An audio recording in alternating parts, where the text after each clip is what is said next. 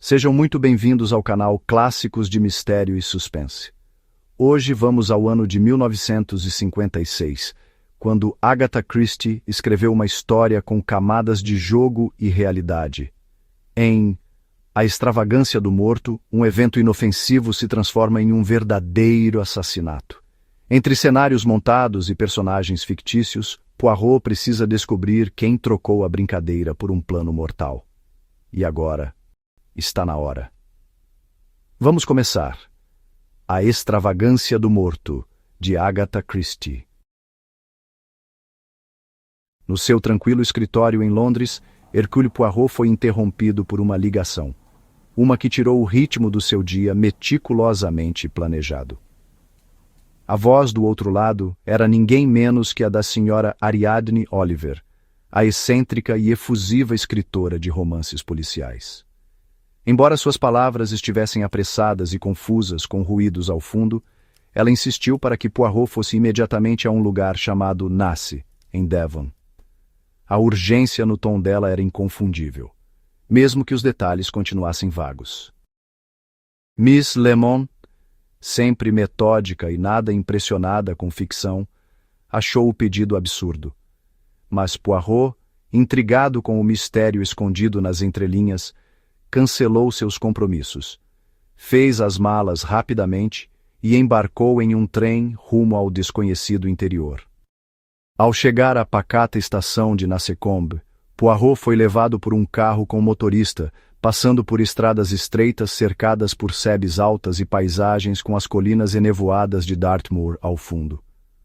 O motorista, falante e observador, comentou sobre o albergue da juventude local e seus visitantes internacionais.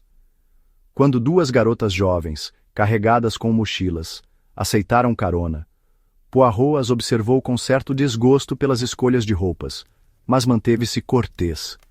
A conversa despreocupada delas contrastava fortemente com o mistério que os aguardava. Por fim, chegaram à Casa Nasse, uma elegante propriedade georgiana, às margens do rio. Poirot foi guiado por trilhas arborizadas até um terraço de pedra com vista para a água, onde a senhora Oliver o esperava, tão caótica como sempre, com maçãs caindo do colo enquanto o cumprimentava. Ela tinha mudado o penteado mais uma vez, uma construção elaborada acima de um traje campestre de gosto duvidoso. A senhora Oliver foi direto ao ponto. Explicou que tinha sido contratada para organizar uma caça ao assassino como parte de uma festa local, com pistas, suspeitos e uma vítima falsa. Tudo já estava preparado. Uma guia escoteira faria o papel de cadáver. As pistas estavam no lugar, e Poirot tinha sido convidado sob o pretexto de entregar prêmios. Mas a verdadeira razão pela qual ela o chamou era muito mais perturbadora. Havia algo errado. Uma sensação, intangível mas insistente, de que os eventos estavam sendo manipulados. A trama cuidadosamente montada por ela estava sendo alterada sob a aparência de sugestões inofensivas.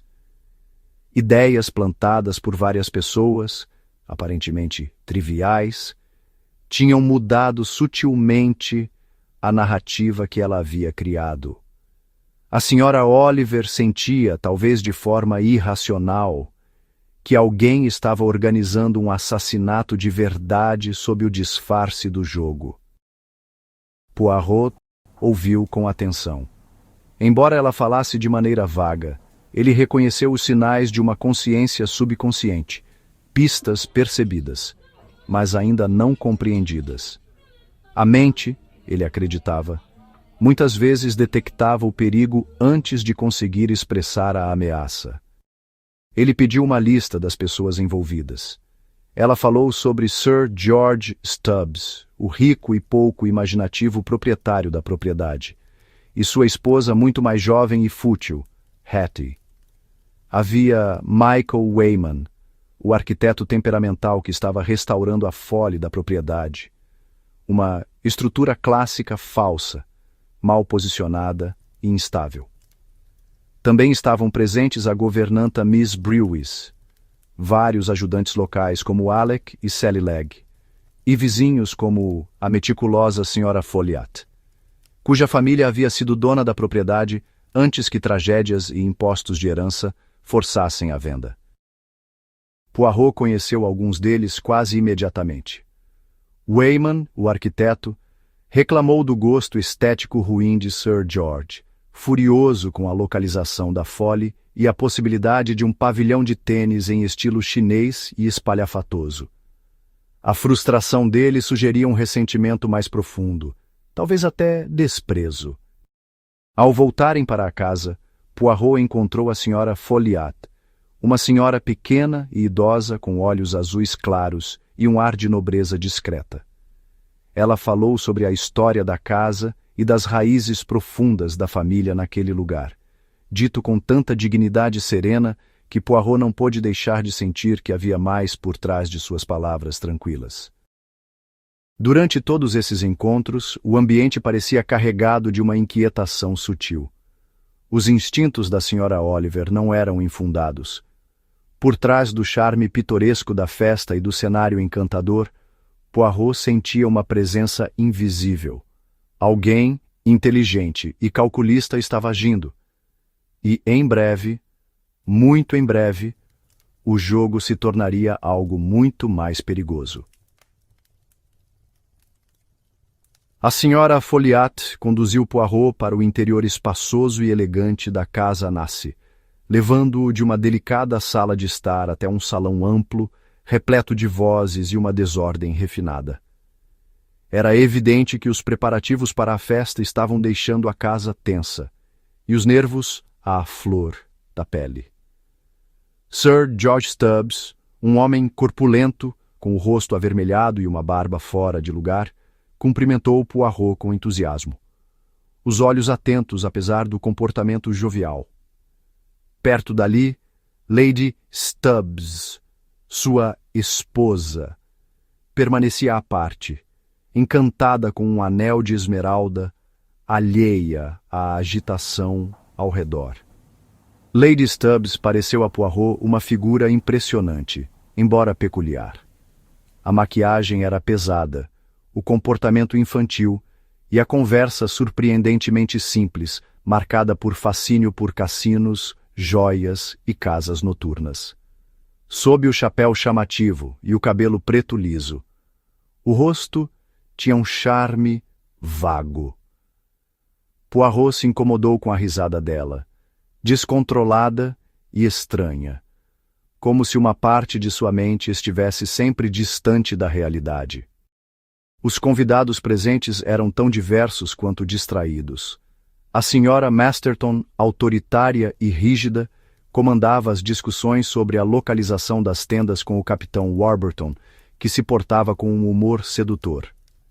Sally Legg, sardenta e energética, discutia a logística com o marido Alec, bronzeado e exausto, que resmungava sobre o colapso da sociedade com fervor apocalíptico. À medida que a tarde avançava, Poirot percebeu a Sra. Folliot observando Hattie Stubbs com atenção silenciosa. O carinho parecia genuíno, mas o sorriso dela às vezes assumia uma expressão mais profunda, mais antiga. Depois do chá, a jovem insistiu em mostrar a ela um novo vestido e, ao saírem da sala, Poirot viu um lampejo de cansaço passar pelo rosto da Sra. Folliot. Um momento de emoção revelada que sugeria algo além de simples fadiga. Mais tarde, a Sra. Oliver levou Poirot para ver os objetos e pistas preparados para a caça ao assassino. Uma coleção teatral de armas cenográficas estava disposta como relíquias, tubos de chumbo, frascos de veneno e uma seringa. Os personagens do mistério fictício eram igualmente caricatos. Um convidado estrangeiro misterioso, uma governanta cheia de segredos e um caminhante com motivos ocultos. Era absurdamente complexo, quase uma paródia dos próprios livros dela, mas Poirot sentiu que a preocupação da Sra. Oliver não era com a clareza do jogo, e sim com algo mais insidioso escondido por trás dele. O capitão Warburton saiu para buscar material impresso, e a Sra. Oliver, sozinha com Poirot por um momento, perguntou ansiosamente se ele tinha notado algo estranho.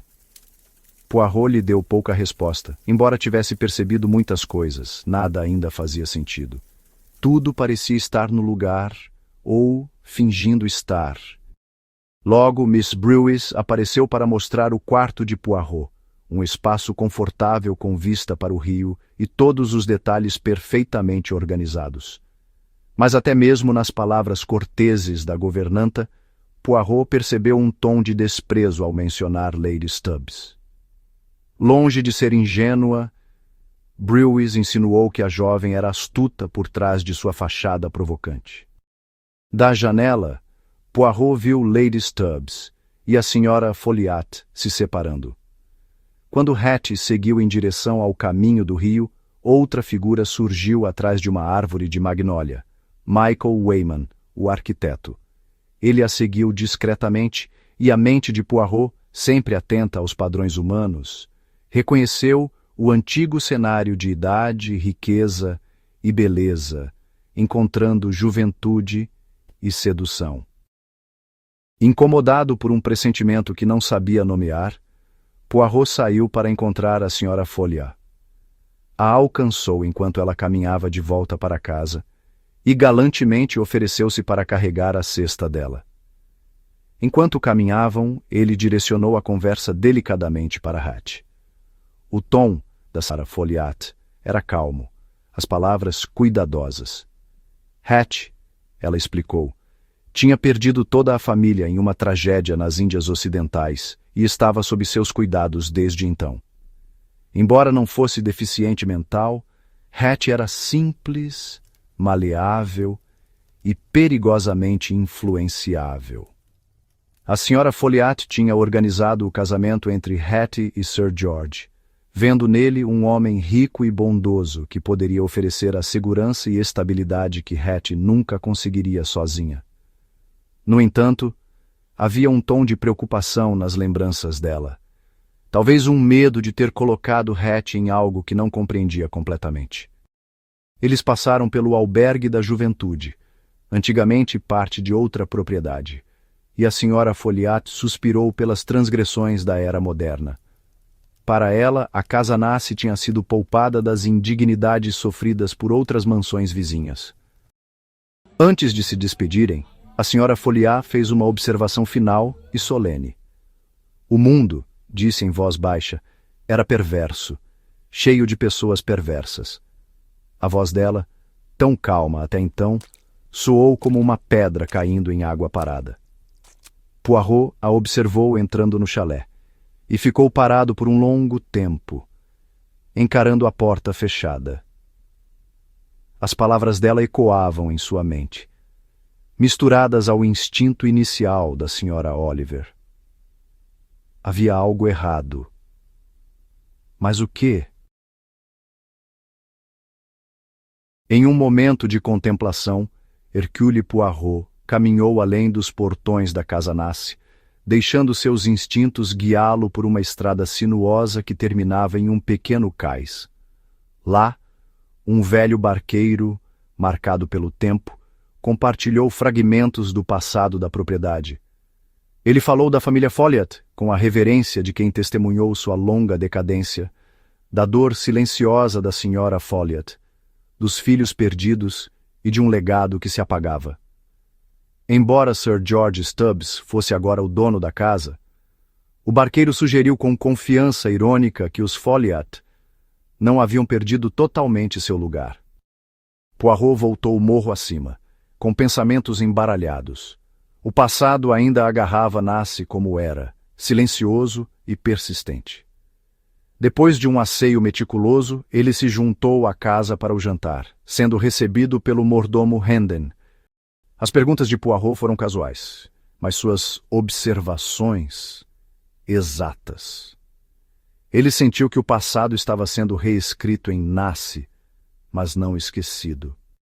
À mesa, a Sra. Oliver se angustiava com falhas fictícias em sua trama de assassinato, com um tom vago, mas intuições afiadas.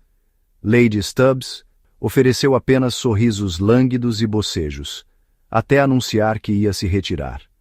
Sua saída repentina foi recebida com afeto indulgente por Sir George, Mas Poirot notou que Miss Brewis se enrijeceu, contendo uma irritação. Momentos depois, tarefas foram distribuídas para os preparativos da festa, mas vários convidados desapareceram discretamente.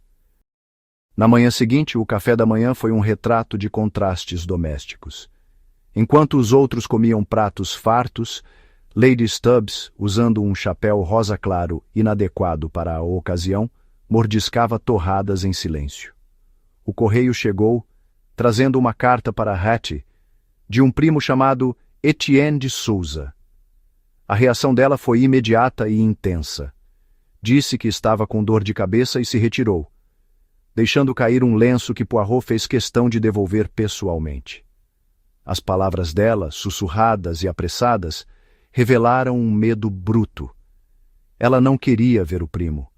Disse que ele era perigoso. Miss Brewis descartou a dor de cabeça como uma encenação.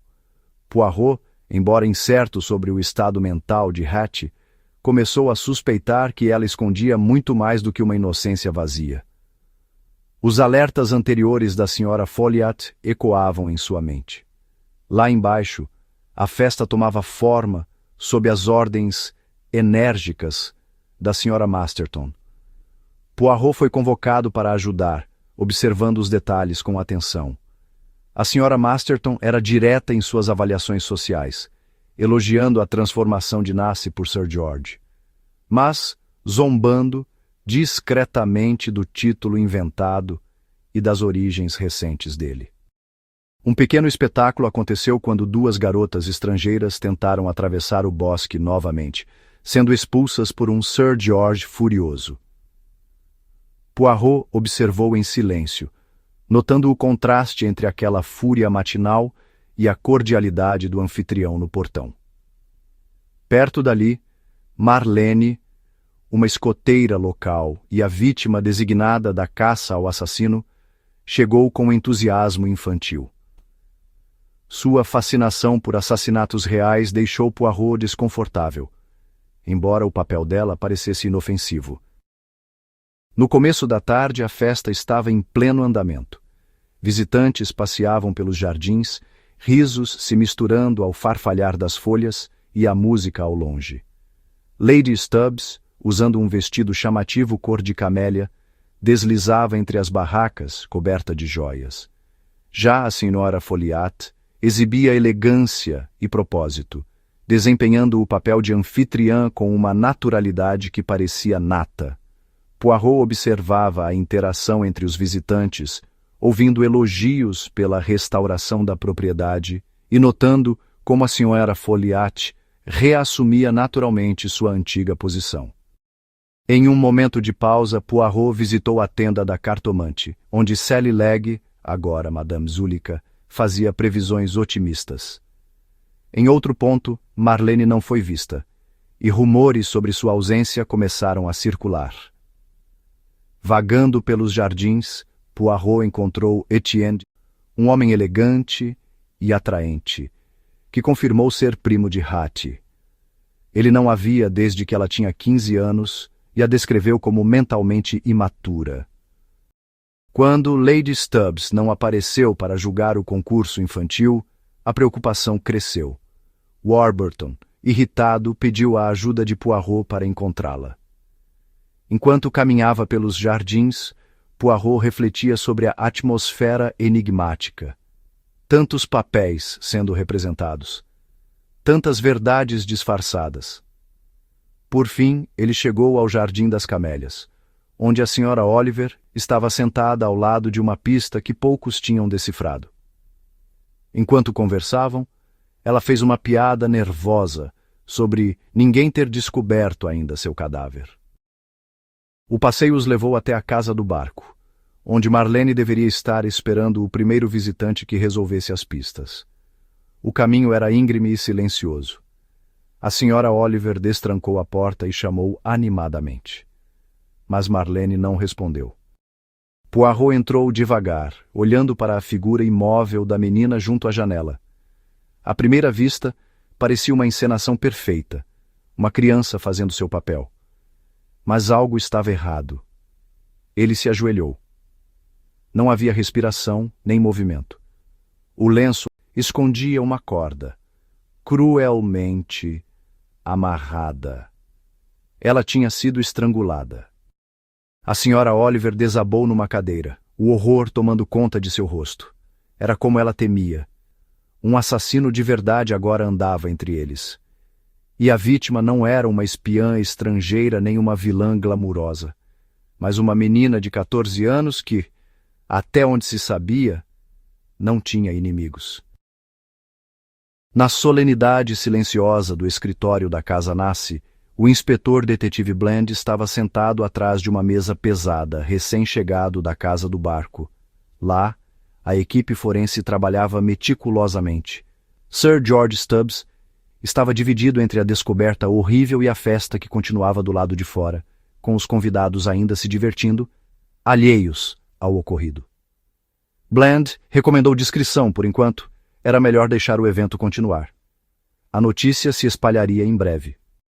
A estimativa era de quase 200 pessoas no local, com mais chegando.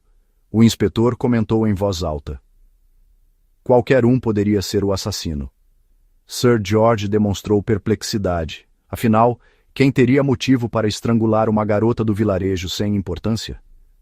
A vítima, Marlene Tucker, era local, filha de um trabalhador rural.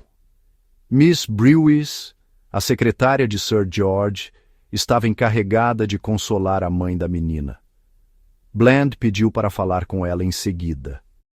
Depois que Sir George saiu, o policial local Hoskins deu sua opinião, tocando a testa com significado, insinuando que Lady Stubbs tinha problemas mentais. Bland deixou que ele falasse, percebendo os pressupostos típicos. O assassino devia ser um estrangeiro. Jamais alguém local.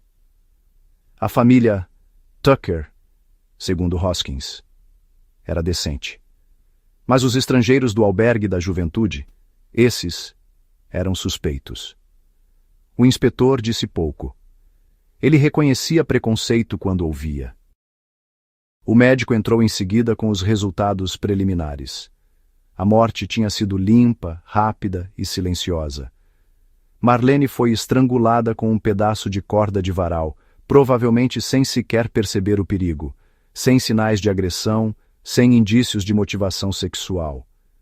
Bland cogitou brevemente um assassino com distúrbios psicológicos, mas descartou a ideia por hora. Miss Brewis chegou, firme e composta, oferecendo um relato preciso e prático. Ela havia levado uma bandeja com bolinhos e refresco de framboesa para Marlene por volta das 16h15. Marlene estava alegre, animada por participar da brincadeira. Inicialmente, a senhora Legg faria o papel de vítima, mas uma mudança de planos colocou Marlene na função, aparentemente por conveniência. Quando perguntada sobre o caminho de volta da casa do barco, Miss Brewis disse que não encontrou ninguém, embora lembrasse de ouvir risadas vindas da fole próxima, talvez de um casal de namorados. Bland anotou como um detalhe a ser verificado. Mas não havia indício de motivação. Marlene não tinha inimigos, nem segredos. Talvez, sugeriu Miss Brewis, alguém tivesse perdido o senso de realidade e decidido transformar a brincadeira em algo real. Até para ela, soava improvável. A senhora Tucker, mãe de Marlene, entrou em seguida. Seu rosto mostrava o luto, mas sua voz era firme. Descreveu a filha como uma menina comum, com sonhos infantis de glamour, sem brigas, sem inimigos conhecidos. Ela rejeitava a ideia de que alguém da vila tivesse feito aquilo. Em sua visão, devia ter sido um dos estrangeiros cujos costumes e roupas despreocupadas, para ela, eram a origem de toda a desordem. Ao voltar, o policial Hoskins continuou com comentários sobre a língua afiada da senhora Tucker e uma culpa imaginária. Mas Bland o interrompeu e pediu para ver a senhora Oliver. A chegada da famosa romancista o surpreendeu, vestida de roxo, agitada e emocionalmente instável.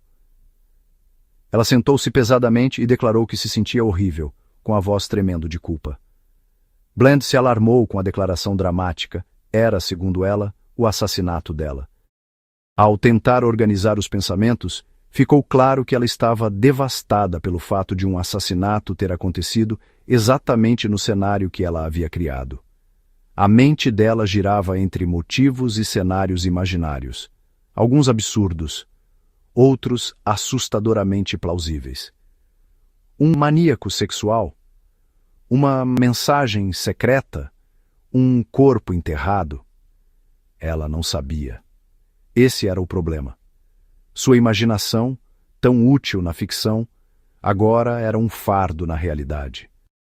Bland, com a cabeça girando, pediu clareza sobre um único ponto: um homem em uma lancha. Era invenção ou fato? Ela insistiu que era real, um primo de Lady Stubbs, chamado Etienne de Souza, que havia chegado naquele dia. Lady Stubbs, acrescentou com seriedade, parecia apavorada com ele. A senhora Oliver acreditava que Hattie estava escondida, evitando o homem deliberadamente. Isso pareceu relevante para Bland. Era a terceira menção ao desaparecimento misterioso de Lady Stubbs. Quando Hercule Poirot entrou, Bland o reconheceu de imediato. Um homem pequeno, com bigodes extravagantes e uma mente extraordinária. Trocaram gentilezas, lembrando um caso do passado. Poirot confirmou que Lady Stubbs havia demonstrado um medo claro do primo naquela manhã. Ele não sabia o motivo, apenas que era um medo profundamente pessoal. Não um simples receio de ser exposta, mas um verdadeiro pavor do homem. Naquele momento, o policial Hoskins voltou com novidades. Lady Stubbs não podia ser encontrada. Ela não estava na casa, nem tinha sido vista saindo de carro ou a pé. Poirot permaneceu calmo, mas sua voz ganhou um peso sutil. Lady Stubbs tinha desaparecido completamente. Será que o sumiço dela era apenas coincidência? Bland tentou manter a firmeza. Tinha descartado as especulações melodramáticas da senhora Oliver como bobagem, mas agora seriam mesmo tão absurdas? Ele perguntou novamente a Poirot. Lady Stubbs temia que o primo revelasse algo ao marido? Ou temia o próprio homem? Poirot respondeu com certeza. Era medo puro e inconfundível dele.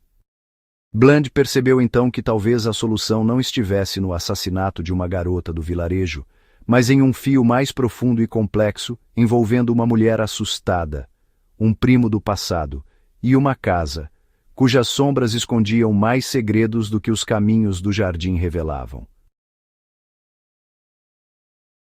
Desde o início, o inspetor Bland se sentiu irritado com Etienne de Souza. Não havia nada de errado de forma evidente, nenhum sinal claro de mentira, mas algo na compostura refinada do homem, no cuidado impecável com a aparência e na autoconfiança envolta em distanciamento aristocrático, despertava a desconfiança do inspetor. De Souza, com seu charme indolente e um leve divertimento diante da gravidade da situação, parecia polido demais. Ele descreveu sua chegada com um toque teatral, uma viagem cênica pelo rio, interrompida primeiro pela confusão festiva de cocos e biribas, e depois pelo desfecho sinistro de um assassinato. Bland manteve o foco, perguntando sobre a aproximação da casa pelo rio e se ele havia passado pela casa do barco onde Marlene Tucker foi morta. De Souza, pensativo e despreocupado, confirmou que notou a construção, mas não viu nada de incomum. Se a menina tivesse aparecido na janela ou estivesse do lado de fora, afirmou. Ele não a viu.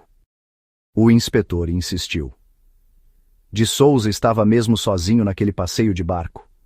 Ele havia escrito para Lady Stubbs antes. Aí começaram a surgir contradições. De Souza disse que havia escrito 3 semanas antes da França, avisando sobre sua chegada, e que não viu nada estranho no fato de ela não ter respondido.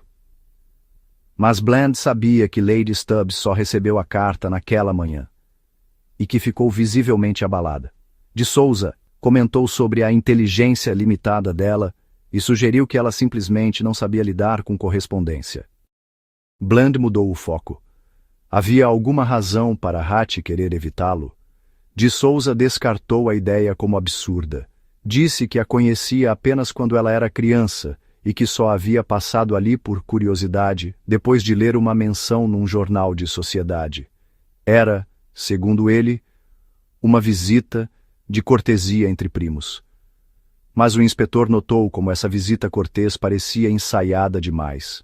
Quando foi questionado sobre o caráter de Hattie, De Souza respondeu com indiferença, declarando que ela era mentalmente fraca, sim, mas não homicida. A menos, é claro, que Bland estivesse sugerindo essa possibilidade. Com a entrevista encerrada, Bland o observou partir com uma sensação crescente de desconforto. Tudo em De Souza parecia evasivo e cuidadosamente calculado. Quando o policial Hoskins voltou, o inspetor não encontrou consolo nas opiniões grosseiras dele, nem no relatório do sargento Cottrell. Todos os portões estavam vigiados, e mesmo assim Lady Stubbs não foi encontrada. Ela não havia trocado de sapatos nem levado nada com ela, simplesmente desapareceu. Miss Brewis foi chamada mais uma vez. Apesar de tentar manter a eficiência de sempre, estava claro que ela também estava abalada. Sir George só então percebeu o desaparecimento da esposa e ficava cada vez mais agitado. Entrou na sala abruptamente, exigindo providências. Falava de maníacos infiltrados na festa, mais como um marido confuso do que como o senhor da propriedade. Aproveitando o descontrole dele, Bland pressionou Sir George sobre a suposta carta enviada por De Souza. Sir George foi categórico. Hattie nunca recebeu nenhuma mensagem 3 semanas atrás. A reação dela naquela manhã, ao receber a carta, foi genuína. Ela falou de Souza com medo, chamando-o de perverso. Ao ser pressionado, Sir George finalmente admitiu algo mais. Ela havia dito várias vezes que ele matava pessoas. Parecia algo infantil, talvez um eco de alguma lembrança antiga. Mas no contexto de um assassinato e de seu desaparecimento, as palavras ganharam um tom mais sombrio. Bland repetiu para si mesmo a frase perturbadora de Hattie. Ele mata pessoas. Sir George tentou descartar aquilo, dizendo que era bobagem infantil, talvez uma lembrança confusa de algo muito antigo. Mas Bland viu ali a possibilidade de algo mais sério. Talvez Hattie não tivesse esquecido. Talvez ela tivesse se lembrado. E se fosse o caso, talvez ela não tivesse apenas desaparecido. Talvez algo também tivesse acontecido com ela. O inspetor expôs um detalhe importante. A casa do barco tinha uma fechadura Yale. Só havia 3 chaves. Uma era a pista final da caça ao assassino, ainda escondida. A segunda pertencia à Sra. Oliver. A terceira estava em uma gaveta no escritório.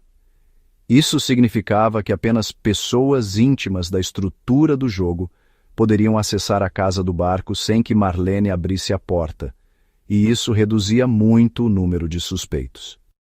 Sir George ficou atônito com a implicação. Apenas algumas pessoas, ele mesmo, Lady Stubbs, Miss Brewis, Sra. Oliver, os Legg, Michael Wayman, Capitão Warburton e Sra. Folliot tinham esse conhecimento. O crime, então, não foi aleatório. Foi fruto de proximidade, de familiaridade. Alguém entre eles transformou a ficção em assassinato. Miss Brewis foi enviada para reunir as pessoas que poderiam responder às perguntas. Enquanto isso, Bland fez uma ligação discreta para a delegacia em Hellmouth. Ele temia um possível destino para Lady Stubbs. O iate de Souza. Se ela o encontrou em segredo e embarcou no Esperance, talvez ainda estivesse lá, de livre vontade, ou não. Michael Wayman entrou em seguida, casual e desalinhado, com um jeito quase teatral. Bland o questionou sobre onde ele esteve entre 16 horas e 17 horas. Wayman não conseguiu fornecer uma linha do tempo clara. Disse que vagou pelos jardins, conversou com visitantes e passou um tempo na quadra de tênis, pensando no projeto do pavilhão. Afirmou que, em algum momento, desceu até o cais para falar com Myrtle.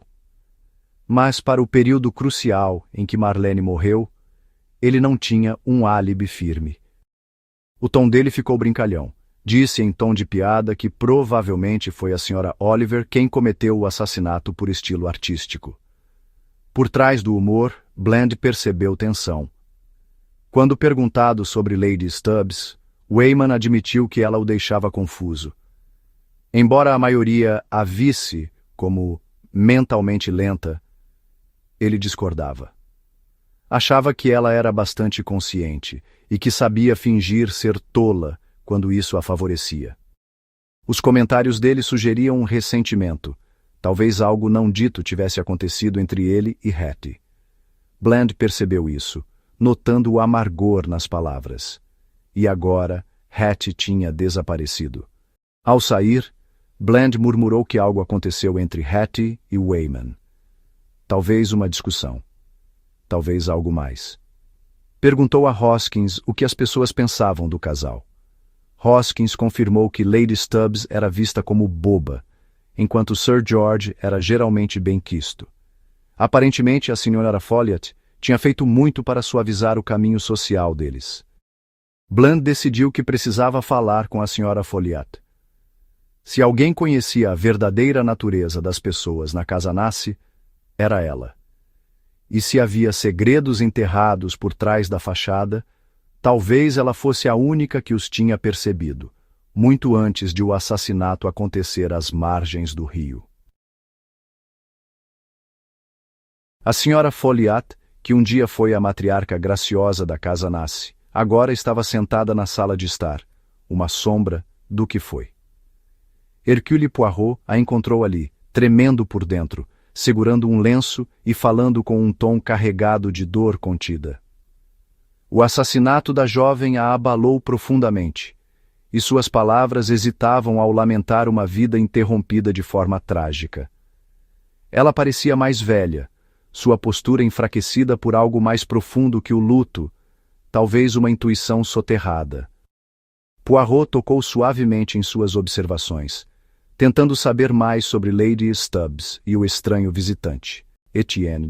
Para sua surpresa, a Sra. Folliot minimizou os medos de Hattie.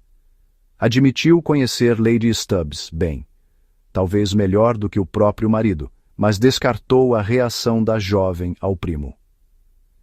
Hattie, disse ela, era infantil, dada a linguagens dramáticas e incapaz de pensamentos complexos.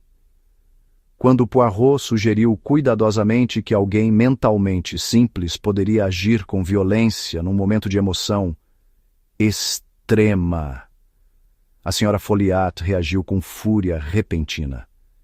Hattie, afirmou ela, era gentil, doce, incapaz de cometer um crime. Logo depois, o inspetor Bland entrou para continuar a investigação, buscando o conhecimento da Sra. Folliot sobre os envolvidos. Ela descreveu a família Tucker como inofensiva, antigos inquilinos, gente do campo, sem escândalos ou segredos que levassem a um assassinato. Quanto aos convidados e organizadores da festa, descartou suspeitas sobre Warburton e os Legg, embora tenha mencionado o mau humor de Alec Legg e o charme da esposa dele. Insistiu que Sir George não se interessava por outras mulheres e que Hattie o adorava. Bland questionou sobre o estranho episódio da bandeja com bolinhos e suco levada a Marlene Tucker na casa do barco. A Sra. Folliot se lembrava de Miss Brewis pegando os itens, mas não sabia dizer quem os pediu. Depois de uma breve conversa com Sally Legg, que pouco disse além de comentários vagos sobre adivinhações e conversas sociais, Poirot e Bland compararam anotações. Os depoimentos não batiam. Cada pessoa tinha uma versão ligeiramente diferente da tarde, e Lady Stubbs continuava desaparecida. Poirot expressou calmamente sua crença. Marlene Tucker viu algo ou alguém que não deveria. Por isso foi morta. E quanto a Lady Stubbs, Poirot disse o que já havia concluído em seu coração, acreditava que Hattie estava morta. A razão? Porque a senhora Folliot, apesar do que dizia, também acreditava nisso. O café da manhã do dia seguinte trouxe pouco consolo. Apenas Sir George e Miss Brewis estavam presentes, os dois consumidos pela ansiedade. Sir George estava visivelmente abatido, incapaz de comer ou se concentrar, rejeitando qualquer tentativa de normalidade. Cartas ficaram sem abrir. Compromissos foram cancelados. E ele falava do desaparecimento da esposa com desespero e incredulidade. Poirot observava em silêncio, notando o contraste entre o afeto evidente de Sir George e o ressentimento contido de Miss Brewis. Miss Brewis logo extravasou sua amargura. Ridicularizou a suposta ingenuidade de Hattie, acusando-a de ser extravagante, falsa e de explorar o amor de Sir George. Poirot ouviu com paciência. Por trás das críticas havia uma verdade inegável. Miss Brewis era apaixonada por seu patrão. Sua devoção era absoluta, mas não correspondida, e isso distorcia sua visão de Lady Stubbs em algo frio e acusador. Ela insinuou flertes entre Hattie e Michael Wayman, sugerindo encontros secretos, passeios ao entardecer e seduções calculadas. Mas Poirot era cético. Suspeitava que muito do que Miss Brewis dizia era colorido por ciúmes e desejos não confessados. Os fatos continuavam escassos. A senhora Masterton chegou em seguida, firme e decidida, cheia de ideias e suspeitas. Falava com a energia de quem acreditava entender tudo, sugerindo que o assassino era algum forasteiro louco, talvez um paciente fugitivo. Para ela, Lady Stubbs provavelmente foi atraída e assassinada também. Hattie era, segundo sua opinião, ingênua o suficiente para seguir um estranho sem pensar. Poirot ouviu suas teorias com educação, mas já pensava além. Se Marlene tivesse sido morta em outro lugar e colocada na casa do barco, alguém precisaria conhecer todos os detalhes do jogo para posicioná-la corretamente. Isso exigia mais do que loucura, exigia familiaridade. À medida que a manhã avançava, ficava claro que a investigação dependeria não apenas de revelar segredos, mas de desvendar uma teia emocional. Amor e ressentimento, ciúme e lealdade, ilusões e verdades. Poirot, buscando um momento de solidão, caminhou pelos bosques ao redor da Casa Nasce. O peso opressivo do mistério pressionava sua mente enquanto ele vagava por moitas de rododendros e clareiras salpicadas de luz, sentindo um impulso irracional de olhar atrás de cada arbusto, quase esperando encontrar um cadáver escondido.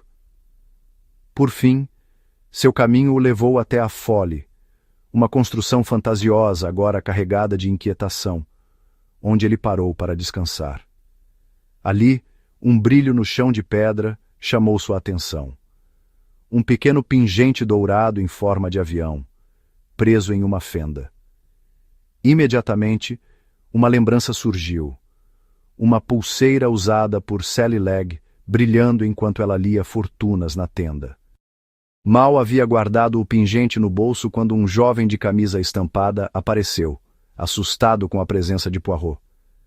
A desculpa que deu por estar ali, um suposto atalho até o cais, soou vazia. Poirot o dispensou, notando a fuga ansiosa do rapaz. Ficava claro que o jovem não estava apenas passeando. Ele esperava encontrar outra pessoa. Mas quem? Momentos depois, Poirot encontrou a própria Sally Legg, agachada furtivamente no mesmo local. A surpresa dela ao vê-lo foi mal disfarçada. Negou estar procurando qualquer coisa específica, mas Poirot, galante e desarmante, mostrou o pingente.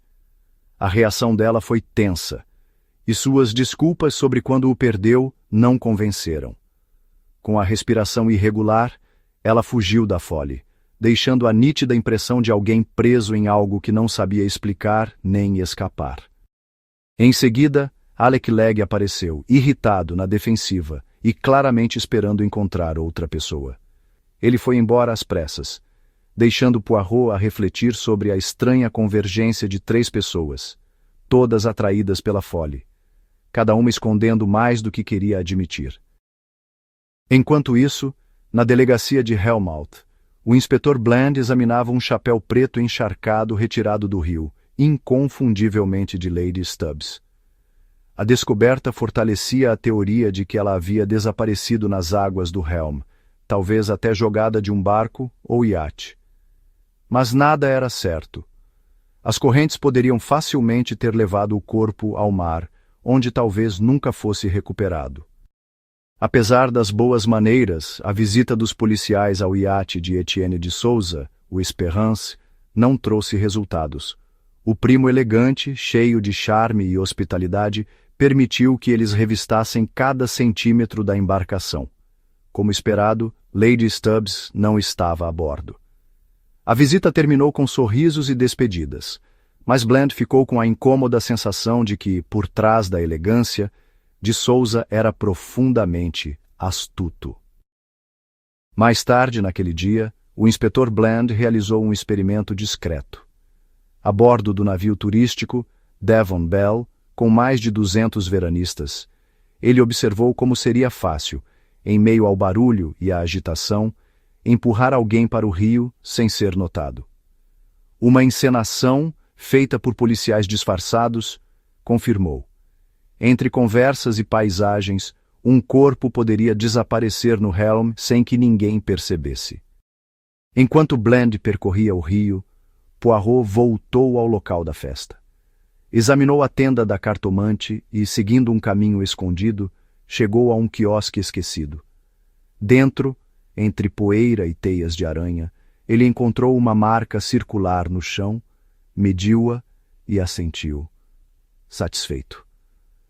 O traço indicava algo que estivera ali recentemente. Talvez um corpo, talvez um encontro secreto.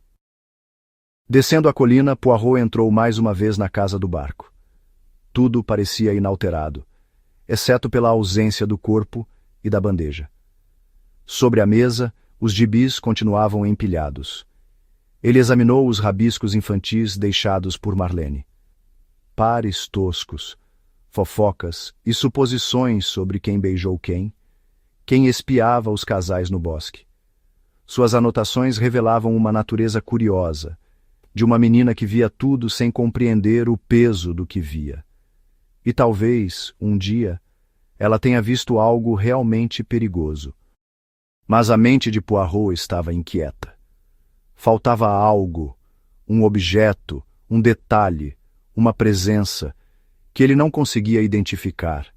A sensação o deixava desconfortável. Ele havia sido chamado para evitar um assassinato e falhou. Pior, ainda não tinha uma imagem clara do que realmente havia acontecido. Apesar de toda a sua genialidade, sentia-se próximo da derrota, com uma sensação de fracasso que o seguia como uma sombra. Até seus magníficos bigodes, normalmente altivos e imponentes, agora pendiam em silêncio, compartilhando sua dor ferida. 2 semanas se passaram desde os acontecimentos na Casa Nassi, e o inspetor Bland estava em uma discussão improdutiva com o irritadiço chefe de polícia, Major Merrell. A investigação, embora minuciosa, seguia sem provas, e as autoridades agora eram forçadas a admitir o que Bland já temia. Ainda não havia sinal do corpo de Lady Stubbs. Nenhuma evidência concreta contra Etienne de Souza. E muitas perguntas sem resposta. Se ela planejou o próprio desaparecimento, fez isso com uma sofisticação muito além do que seu caráter sugeria. E se foi assassinada, o assassino não deixou vestígios, exceto, talvez, o chapéu preto flutuando no Helm. Eles consideraram a teoria mais plausível, que de Souza convenceu a prima a encontrá-lo na casa do barco, levou-a até seu iate e a afogou. Marlene Tucker poderia ter visto tudo pela janela, e para eliminar a única testemunha, ele pode ter voltado e estrangulado Marlene. Mas isso ainda era suposição. Sem um corpo, de Souza não podia ser preso. Os suspeitos restantes formavam um grupo variado. Sir George e o capitão Warburton tinham álibis inquestionáveis, sempre visíveis durante a festa. Outros, como Alec Legg e sua esposa Sally, apresentaram cronogramas incertos. Alec teve 1 hora sem explicação. E Sally mentiu ao dizer que estava na tenda do chá durante um período crítico. Os movimentos de Michael Wayman eram vagos, e Bland o considerava alguém com temperamento propenso ao crime, arrogante, nervoso, distante.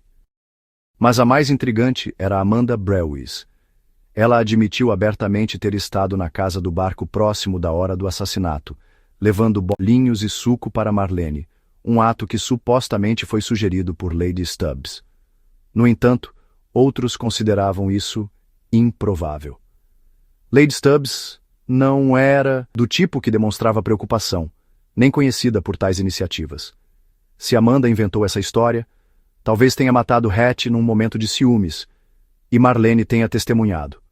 A bandeja, a bebida, a história, tudo poderia ter sido fabricado para encobrir seus rastros. A conversa terminou com um resumo sombrio. Várias pessoas poderiam ter matado Marlene, cada uma com fragmentos de motivo ou oportunidade, mas até descobrirem exatamente o que a menina viu, o quebra-cabeça permaneceria sem solução. Então, como se o destino zombasse deles, outra morte aconteceu. O velho Merdell, o barqueiro, foi encontrado afogado após uma noite no pub. Um acidente, ao que parecia. Mas o inspetor não pôde deixar de murmurar que essas coisas costumavam acontecer em trio. Em Londres, Poirot estava em seu quarto geometricamente perfeito, curvado sobre um quebra-cabeça. Era um conforto organizar o caos em ordem, dar sentido a peças de formas estranhas que refletiam as pistas do caso atual, absurdas sozinhas, mas cheias de sentido quando encaixadas corretamente. O inspetor Bland acabara de partir, e suas palavras ecoavam na mente de Poirot. O corpo talvez nunca fosse encontrado. Talvez ainda estivesse escondido em Nasse, enterrado sob uma aparência ornamental de calma. Havia lugares em uma propriedade tão antiga que poderiam esconder segredos, uma rocha disfarçando um antigo abrigo antiaéreo, um corredor esquecido desde a guerra. Poirot concordava que era possível. Mas quem conheceria um lugar assim? Não um visitante qualquer. Não alguém como de Souza. Teria que ser alguém que viveu ali. Alguém com profundo conhecimento da casa e do passado. Apenas uma pessoa se encaixava nessa descrição. Amy Folliot. Ela já comandou a casa e ainda mantinha um domínio silencioso sobre ela. Poirot suspeitava que ela sabia muito mais do que dizia. Acreditava que ela soube, desde o início, que Hattie estava morta. Os olhos, as palavras, as evasivas dela, tudo sugeria uma terrível certeza enterrada sob a superfície do luto. Mais tarde, Poirot sentou-se com seu caderno, escrevendo nomes. De Souza, Amanda Brewis, Alec e Sally Legg, Michael Wayman. Até a Sra. Oliver e a Sra. Masterton. Ele incluiu o rapaz da camisa de tartarugas, uma figura curiosa que não tinha lugar lógico na narrativa, mas cuja presença furtiva o assombrava. O garoto foi à Folly para encontrar alguém que ele não podia abordar abertamente. Um encontro secreto. Um encontro de culpa. Poirot se atormentava com uma inconsistência persistente. A alegação de Miss Brewis de que Lady Stubbs havia pedido que ela levasse os refrescos para Marlene. Se isso não fosse verdade, por que mentir? Será que ela encontrou Marlene já morta e decidiu inventar uma história que justificasse sua presença ali? Mas não. Ela não era o tipo de pessoa que encontraria um corpo e ficaria em silêncio, a menos que estivesse envolvida. E os instintos de Poirot diziam que ela não estava. Então seus pensamentos voltaram a de Souza. Ele havia dito que escreveu para Hattie 3 semanas antes de chegar. Mas tudo na reação dela à presença dele indicava choque, não expectativa. Ele estava mentindo? E se estava, por quê? Será que o homem que chegou a Nasse não era de Souza, mas um impostor? Era uma ideia ousada, mas Poirot não conseguia descartá-la. Hattie havia dito, ele mata pessoas. Poirot não podia ignorar a gravidade dessas palavras. Mais uma vez, o caminho levava de volta à Sra. Folliot. Ele teria que voltar a Nasse. E assim fez, encontrando-a no chalé, mais frágil do que antes, sua vitalidade apagada. O rosto dela mostrava traços de medo com sua chegada, rapidamente disfarçados por compostura. Durante o chá, ela falou da dor de George, do desespero de encontrar Hattie agora. Poirot notou sua resignação, um fatalismo que não combinava com sua força habitual. Poirot insistiu com delicadeza. Disse que ela sabia, se não fatos, então verdades. Ela resistiu, afirmando não saber de nada, nem suspeitas. Mas ele via além disso.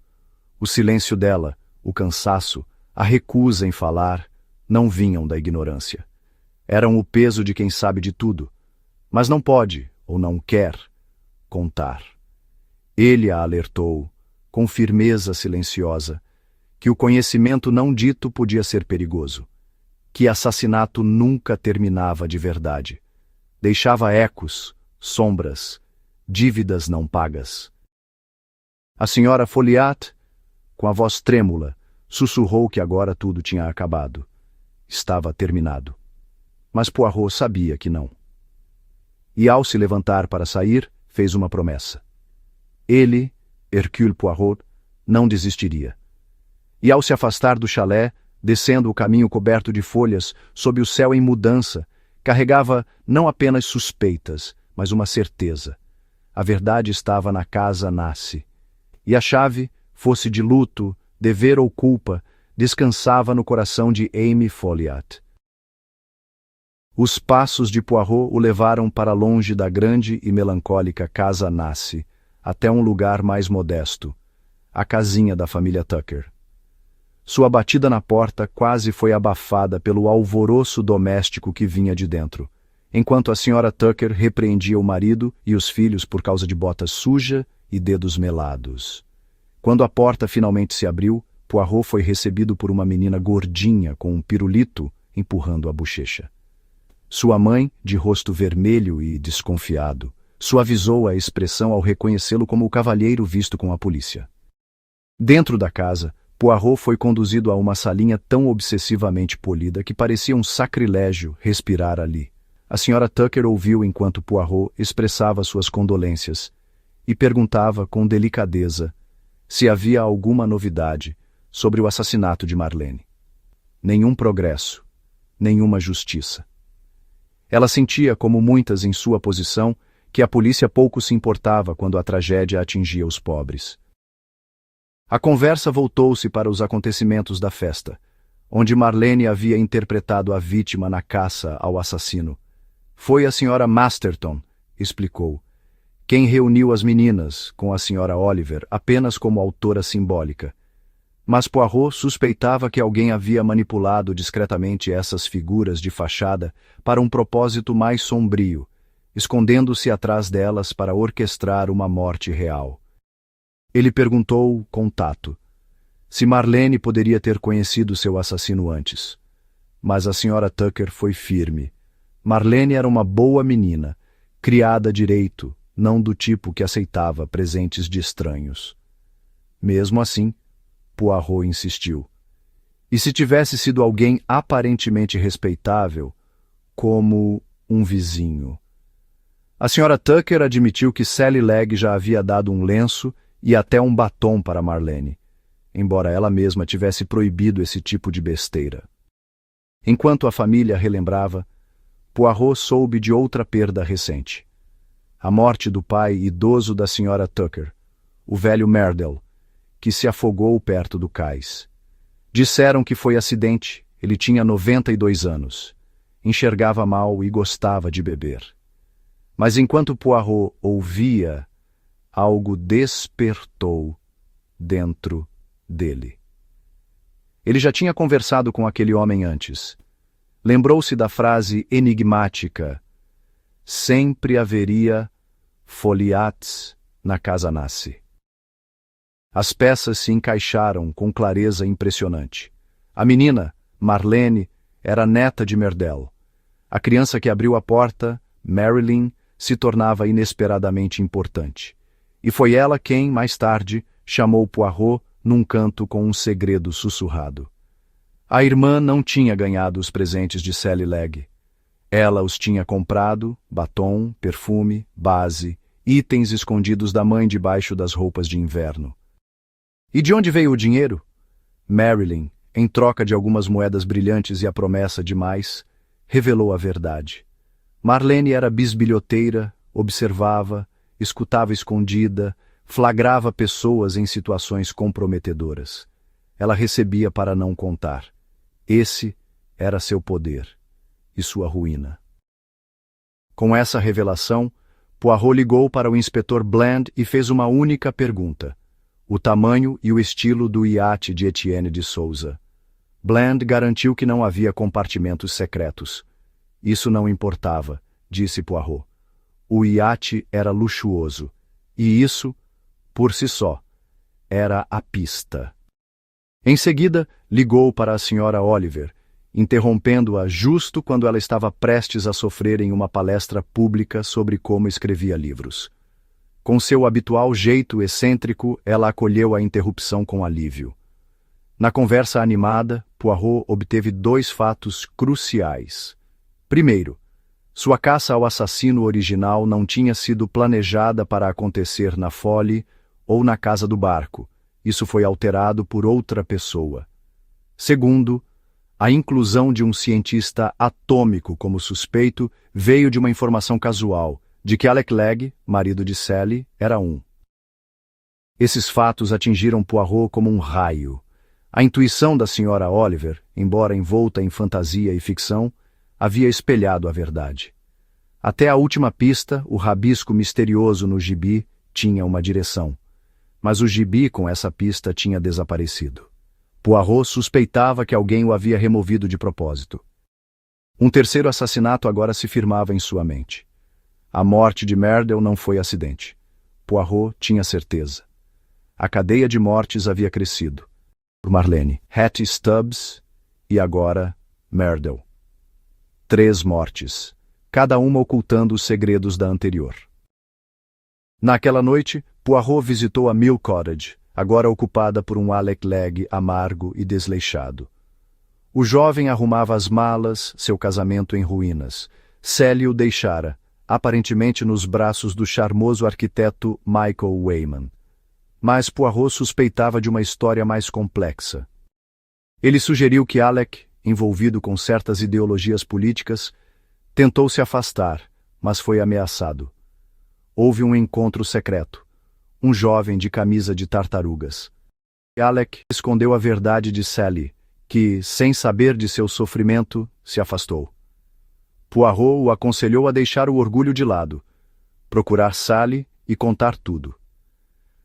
Alec, entre o ressentimento e a compreensão, riu, uma risada amarga e dolorosa, e aceitou o conselho.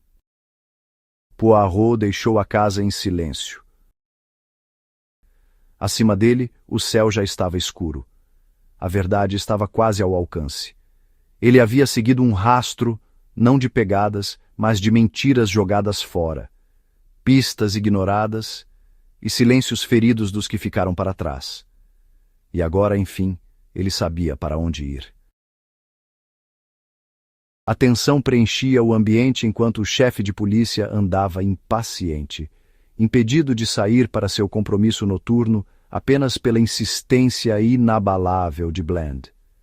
Ambos estavam à flor da pele, lidando com um caso sem avanço e sem motivação clara. A ideia de que Hattie Stubbs soubesse algo perigoso, algo ligado ao passado misterioso de Souza, havia sido considerada, mas até essa teoria parecia difícil de acreditar. Quando Hercule Poirot finalmente foi chamado, ele estava com uma aparência incomum, sapatos sujos de lama, bigode caído e um leve cansaço mancando, revelando sua busca incansável. Mas, apesar disso, seus olhos brilhavam com a clareza de quem tinha resolvido um enigma. Poirot declarou calmamente que agora entendia a verdade. E embora os detalhes viessem depois, o centro do caso estava claro. Começou apresentando fatos, aparentemente desconexos, mas que em suas mãos eram peças precisas de um quebra-cabeça antes obscuro. O iate luxuoso de Etienne de Souza sugeria grande riqueza. Merdel, o velho encontrado afogado, era avô de Marlene, uma conexão que Poirot só havia percebido recentemente. Lembrou-se dos cosméticos escondidos de Marlene, do depoimento duvidoso de Miss Brewis sobre o pedido de Hattie e das intuições inquietantes da Sra. Oliver escondidas em sua narrativa fictícia. Esses, insistiu Poirot, não eram fatos aleatórios. Eram pistas que levavam a uma verdade incontestável. E agora ele podia dizer onde o corpo de Lady Stubbs esteve escondido o tempo todo. Foi Bland quem engasgou, surpreso. Poirot não o encontrou, mas sabia onde estava. O local, disse ele, provaria uma coisa acima de tudo. Só uma pessoa poderia tê-lo colocado lá. Essa pessoa era Sir George Stubbs. Poirot voltou à cabana mais uma vez. Lá, na luz que se apagava de uma tarde cinzenta, foi recebido por Mrs. Folliot, mais frágil agora, seus movimentos lentos, a voz baixa. Ela não perguntou por que ele veio. Já sabia. Ele a confrontou com gentileza, expondo o rastro. 3 mortes aconteceram. Uma, ela chamava de acidente. Mas a morte de Merdel não foi acidente. Ele reconheceu algo, uma voz, um rosto, um jeito de andar. E isso lhe custou a vida. Poirot revelou a verdade com precisão sombria. Mrs. Folliot perdeu 2 filhos. Ou foi o que o mundo acreditou. Na realidade, apenas um morreu na guerra. O outro, James, desertou. Mas Mrs. Folliot, em silêncio, forjou para ele uma nova identidade. Ele se tornou George Stubbs e, por meio de um casamento cuidadosamente arranjado com uma jovem mentalmente lenta, mas imensamente rica, assumiu o controle da fortuna dela e da casa Nasse. Ela apresentou Hattie como pobre, filha de aristocratas arruinados, precisando de um protetor rico, mas era uma invenção. A verdade era mais simples e mais perigosa. James já era casado, com uma criminosa que conheceu enquanto estava escondido. Essa mulher, a impostora italiana, tomou o lugar de Hattie, primeiro em segredo, depois de forma definitiva. Poirot acreditava que Mrs. Folliot esperava por um desfecho tranquilo, uma vida boa para Hattie, uma redenção silenciosa para o filho desonrado. Mas James nunca quis ser gentil. Ele planejou o assassinato desde o início, quando Etienne anunciou que visitaria. A farsa não poderia resistir à observação. Hattie precisava desaparecer. E alguém precisava ser culpado. Poirot descreveu o plano.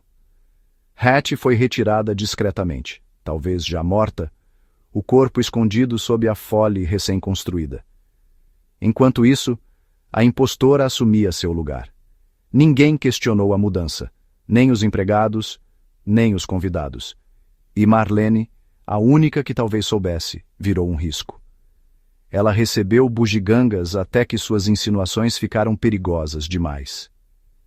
Então, ela também foi silenciada. Poirot detalhou a troca com clareza impressionante. As aparições públicas de Hattie foram encenadas, com trocas de roupa e desaparecimentos estratégicos. A verdadeira mulher provavelmente já estava morta antes da festa começar. Quando a casa do barco foi escolhida para o assassinato falso, o assassinato real já estava planejado. O que começou como fraude financeira virou uma sequência de assassinatos. Primeiro Hattie, depois Marlene. Por fim, o velho frágil que sabia demais. Tudo orquestrado por um filho que Mrs. Folliot amou demais para condenar. Quando Poirot terminou, o silêncio na sala era profundo. Mrs. Folliot, arrasada pela verdade, tentou uma última vez negar. Chamou a história dele de fantasia. Disse que ele não tinha provas. Mas Poirot apenas cruzou a sala até a janela e a abriu. Do lado de fora, ouvia-se claramente o som de picaretas batendo em pedra. Ele disse, com calma, que estavam quebrando a fundação de concreto da Folly. Um lugar, disse ele, onde a terra foi mexida. Um lugar escolhido por seu simbolismo, o monumento pessoal do dono à tolice. Enfim, Mrs. Folliot não pôde mais negar. Ela confessou, não com palavras, mas com o colapso dos ombros, o tremor da respiração. Ela sabia, sempre soube. James a apavorava, até quando era menino, e mesmo assim era seu filho. Ela acreditou, tola, que poderia lidar com as consequências do silêncio. Mas, agora, via o que ele causou. Poirot, com a compaixão de quem desvendou não só crimes, mas corações, não a julgou. Apenas a deixou falar, ou não falar, como quisesse. E naquela sala silenciosa, o peso total da tragédia se fez presente. Ela se levantou, por fim, composta e distante. A voz de uma mulher que suportou guerra, perdas, vergonha e agora, a verdade final e devastadora. Agradeceu por ele ter ido pessoalmente e o dispensou com dignidade. Poirot saiu em silêncio. Atrás dele ficou uma mulher que deu tudo para preservar uma mentira e perdeu as únicas coisas que importavam. À frente, a justiça aguardava ser formalizada. Mas no coração de Poirot não havia triunfo, havia tristeza. A justiça foi feita, mas o preço, como sempre, foi alto demais. E assim, chegamos ao fim de mais um mistério. A extravagância do morto nos mostra que até as brincadeiras mais inocentes podem ser usadas como cobertura para o crime. Com sua mente meticulosa, Poirot revela que por trás de uma festa divertida, havia intenções frias e letais. A genialidade de Agatha Christie brilha mais uma vez ao esconder a verdade à vista de todos. Se gostou da história, inscreva-se no canal, ative o sininho e compartilhe com outros amantes do suspense. Não esqueça de visitar a loja oficial na Amazon, o link está na descrição do vídeo. Torne-se um mestre do suspense e ajude a manter viva a literatura policial. Grande abraço e nos vemos no próximo mistério.